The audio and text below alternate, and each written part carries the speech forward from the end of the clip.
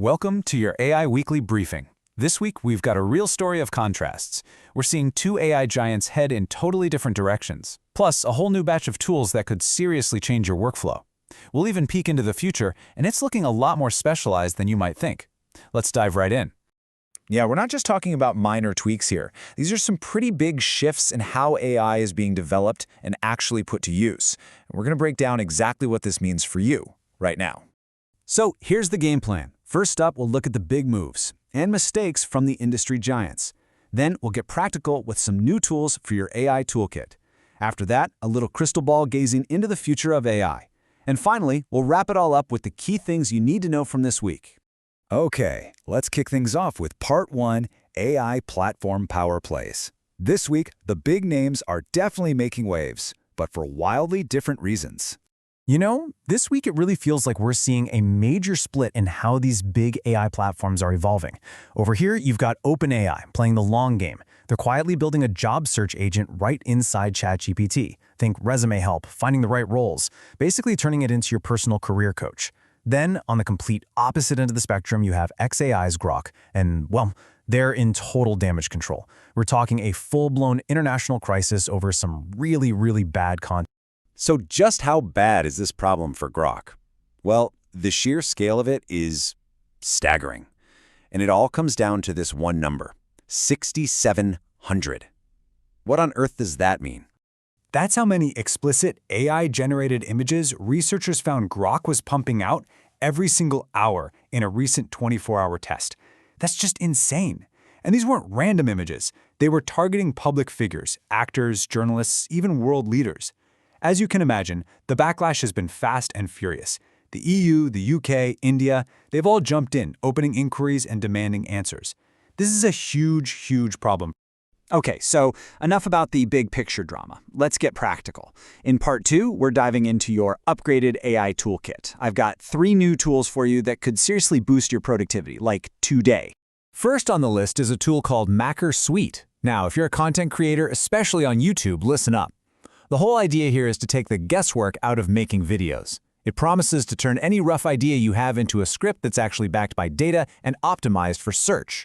So how does it pull this off? Well, it basically goes out and analyzes millions of other videos to figure out what's resonating with audiences. Then, it takes those insights and spits out a ready-to-go, SEO-friendly script for you.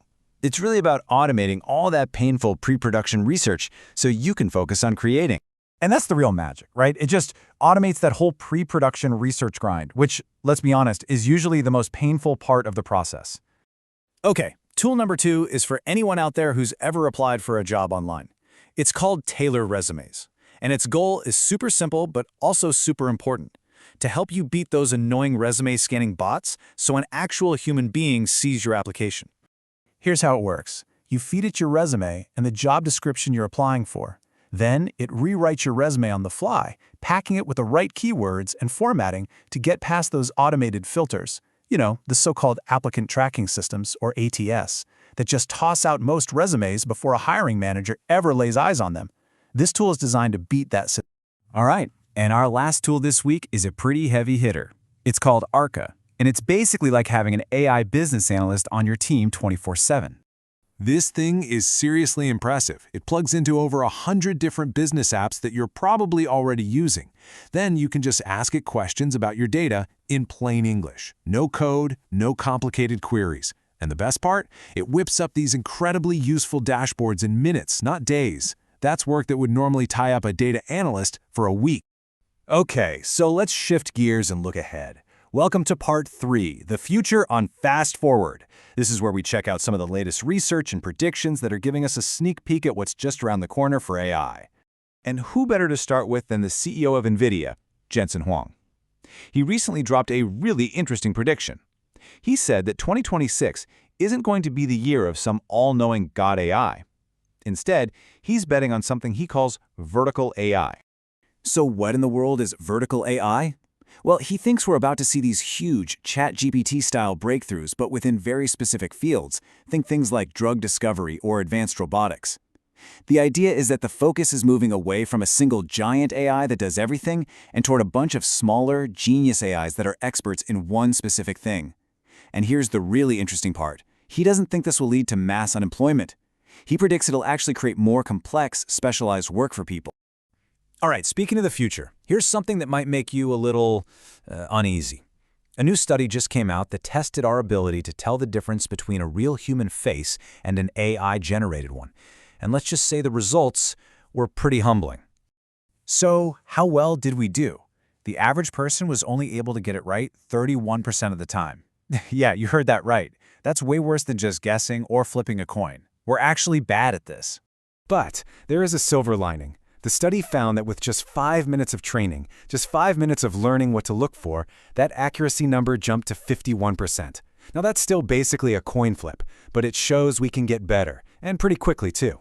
And hey, on the subject of making AI better and safer, we got a really important update from Anthropic. They basically tried to hack their own model nearly 200,000 times, and they couldn't find a single master key or universal jailbreak to make it go haywire. What's even cooler is they built a new defense system that's super efficient. It barely uses any extra power, and it also stops the AI from being overly cautious and refusing to answer safe questions. Long story short, the models are getting much more robust.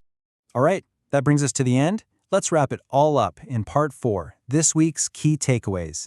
Time to cut through all the noise and find the real signal. So what are the big 3 things to remember? First, the platform wars are on. OpenAI is making smart, strategic moves into new territory, while some of its competitors, like Grok, are getting bogged down by huge regulatory headaches. Second, the tools you can actually use right now are getting super specific. They're not trying to do everything. They're solving one problem really, really well for creators, job hunters, and businesses. And third, the whole conversation about the future is changing. It's less about a single, godlike AI and way more about these powerful, specialized AIs that are going to pop up and completely change one industry at a time. And that really leaves us with the big question, doesn't it? If AI is getting more and more specialized and it's going to master these different fields one by one, the real question isn't if another industry is about to get completely shaken up, it's which one is next on the list. Thanks for tuning in.